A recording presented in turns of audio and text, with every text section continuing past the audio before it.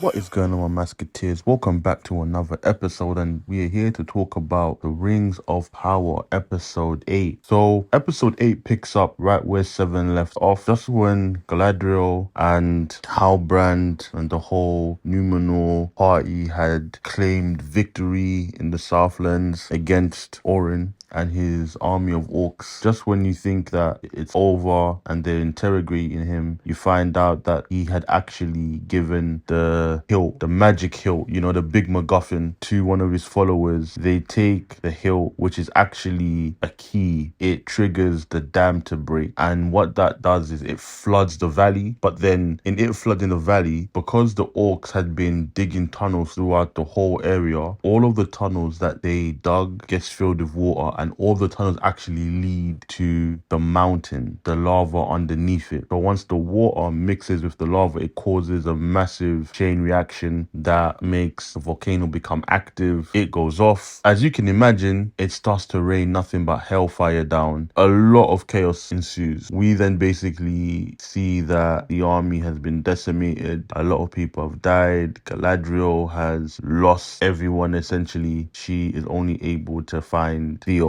So with that, everyone is literally just trying to gather the remaining survivors and make it to a ridge which is outside of the blast zone, because what's now happened is, due to the volcano, all the smoke has now filled the air, and so the sun has been blocked out. And as you know, these orcs don't like sunlight, and that was always their plan. They wanted to block out the sun so that this would be their land permanently, and they succeed in that. And so as all that is happening, we then also jump to Elrond and Durin. And as you know, the elves are basically dying, and the only thing that can save them is, the vibranium in the mound. And so what happens is Elrond basically speaks to Durin and he tells him the predicament. And so they've gone to go and seek counsel or seek an audience with Durin's father, the king, who's also called Durin. I won't even lie, these dwarfs, they need to work on these names, man. Like, everybody can't be called Durin. At least call somebody Junior. You know what I'm trying to say? Switch it up a little bit. So they basically make their case. They plead to King Durin. Nah.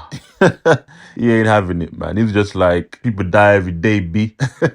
Nothing is supposed to live forever. You guys have had your time in the sun. It's time for you to go bye-bye. Obviously, Durin and Elrond being so close, it's hard for Durin, the son, to come to terms of allowing his friend to die, especially when he has the means to save him. And so they decide essentially that, now, Banda, forget what my dad said. We're digging and we're gonna get to this ore. We're gonna get to the vibranium to save you pointy-eared people. And so they start digging in secret. Now, a lot happened in this episode, and you're kind of going back and forth between Galadriel, Elrond, and then we also see what is happening with Meriel and her people. So we find out that Meriel now is basically blind. She got hurt during the whole falling of the debris when the volcano went off, and so she's blind now. We also go to Poppy and the stranger, who again is Gandalf. At this point, it has to be Gandalf, and he's still looking like a bum.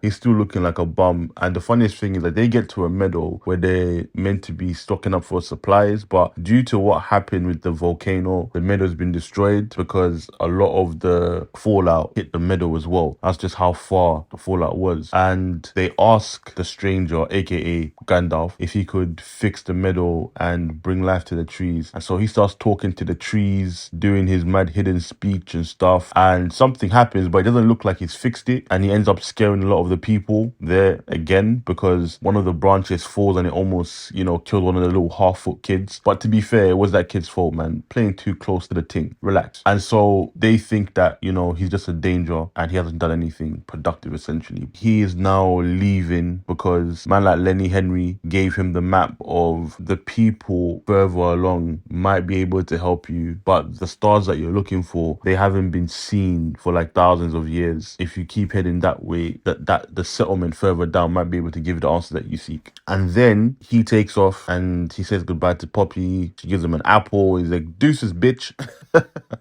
He didn't say that, but I thought that was the energy that he was giving her. And he goes off. Now, the three wicked sisters, I don't know who these people are, but they have been after the stranger. and they are getting closer because they come to the same meadow and they touch the tree that he healed, and then they're like, okay, cool, we're gonna go in this direction because we kind of feel this is where the magic is taking us. And then Poppy tries to basically lead them in a different direction. They decide to burn all the little traveling cards that the Halfwoods use. Just so much disrespect. And then they kick out and they leave. And again, we still don't know what the hell they want from the stranger. We don't even know if they're good or bad, but I'm guessing we will find out in the final episode. With that being said, let's get into the good of the episode. Yeah, it was more of the fallout of what happened. There was no action. Again, it was another slow burn, and that's really it. I can say, like always, visually, it's always kind of good. And I feel like that's like a constant. I keep on saying visually. I can't keep on saying visual. I can't keep on using the visual thing all the while. I need something else. That's it for the good.